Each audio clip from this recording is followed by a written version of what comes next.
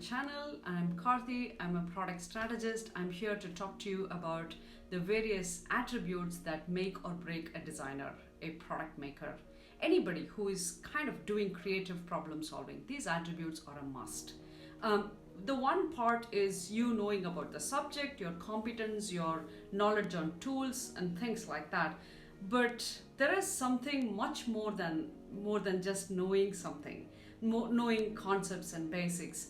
Here is about you, the maker, how you should be, and that's pretty much what we are talking about. If I need to put a pie chart for this, pretty much 80% is dependent upon the attributes that you carry as a designer or a product maker. We can even call it as, disguise it as a mindset or how you are, like the being that you are, right? And the other probably 25% is a combination of both skills and tools. That's how the pie chart looks like. So if you're intelligent, especially if you're lazy, what would you want to really look into? You want to really look into that 75-80%, right? And that's pretty much what I'm concentrating first thing first. So the most important attribute of what a maker should be is what we are covering in the series. Probably we will run it for a few weeks, and I want to share with you everything that I know based on the several designers that I have worked with, I have managed, I've kind of trained, mentored, and this is a distinct set of attributes that has made them into better designers. And it is not the skill set, not the tool set, it's actually how they are. So the first one we talked about, it's about reducing effort, conserving energy. That's pretty much where we were talking about laziness. Though it was talked in a fun way, it was important for us to understand that we should know what it means to conserve energy. If you're a very, very hardworking individual, and if you try to do everything in a complex way, if you don't know what does it mean to conserve energy and stop efforts, then you will not be able to empathize with your user who is going to wanting to conserve energy. So that's where laziness came from. And here is the second most important attribute that I want to talk to you today, which is all about the law of iteration. You need to be a hyper iterator. And let me tell you why this is important. So if you look at the type of problem solving that we talked about earlier, there is a pattern-based problem solving, logical problem solving, and there is a creative problem solving. As people, we are creative problem solvers. In logical problem solving, it's mostly pattern-based, which means that somewhere, somehow, one pattern or other is available and it is applied and we know how it works. So the learning is based on the past and in application in different environment. Whereas in creative problem solving, we are dealing out of the box, which means that we have no idea how this is going to work, and we don't have probably available patterns already applied. And that's pretty much where we are, trying to learn, will this thing work? Because we also don't know. As much as our colleagues and friends are coming and asking us, tell me what works, we also don't know what works. So the only way you will know whether it is working or not is through, breaking the ambiguity and making sure that you are, learning how it is working. The only way to do that is to iterate. So if you're trying a design, if you're making a product or a service or a system or a space or an ecosystem, anything for that matter, go ahead and see if you can iterate. If I can emphasize on it, if you can be a hyper iterator, that is what is going to bring in a lot of value to your learning. It's not about anybody else, it's about us. So we need to break the ambiguity, because our job is to bring chaos into clarity. We need to kind of, make the ambiguity disappear over a period of time, and that's when a product kind of makes a debut.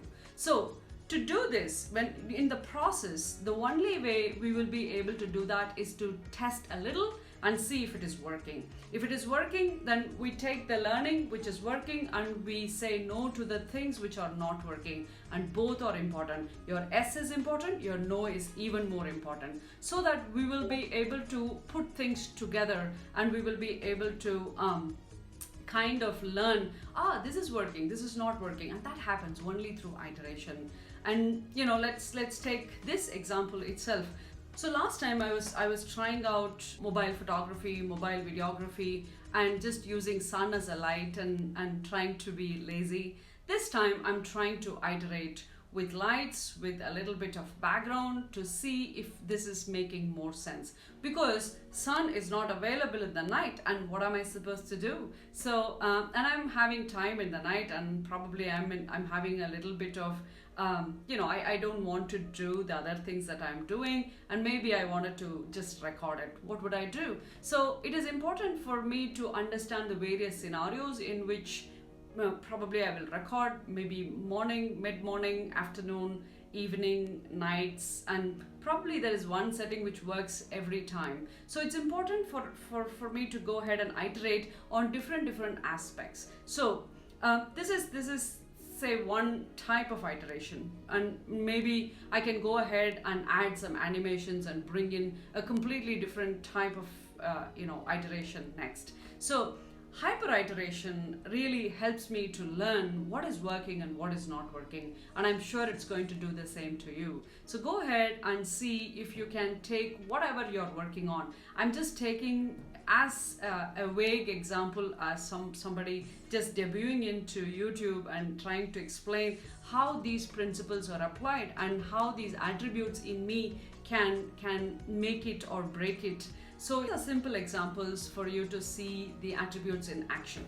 And it's effort conserving. I'm still sticking to the mobile videography. It's still a very little number of lights. If you just notice, it's just a ring light, and that's about it. And it's the same. So the effort is increased a little bit, but the iteration is happening. And now we could go ahead and iterate further and further and further and see what is really making sense. And we could kind of stick to, okay, this has come to a good shape, and now you can go ahead and share it with others.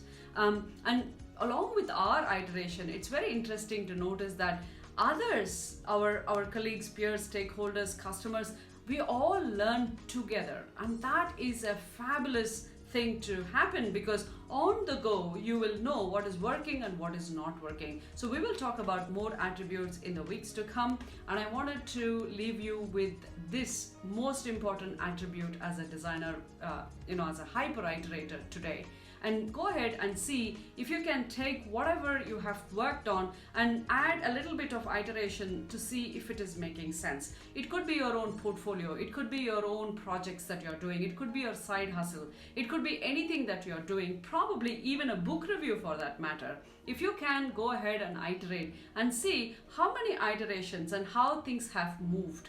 And I have gone through several iterations, my highest being about 250 kind of a number, and typically what works best is if I can do this 5 times, right? I mean, 5 is a golden number, 5 to 7 probably. I'm just borrowing it from Miller's magic number, but the point is to see if I can do something 5 times, and I'm going to change little variables and see how the results are going to be. So you can kind of control the law of diminishing returns. So there is a point where it's not it's not giving back more ROI.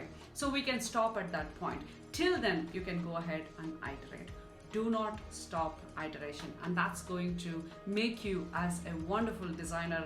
More than anything, you will enhance your curiosity, you'll enhance your learnability, and as a result of it, you will go ahead and break ambiguity, and as a result of it, go ahead and add value to your customers. And I hope this helps, and let's talk about more attributes in the weeks to come.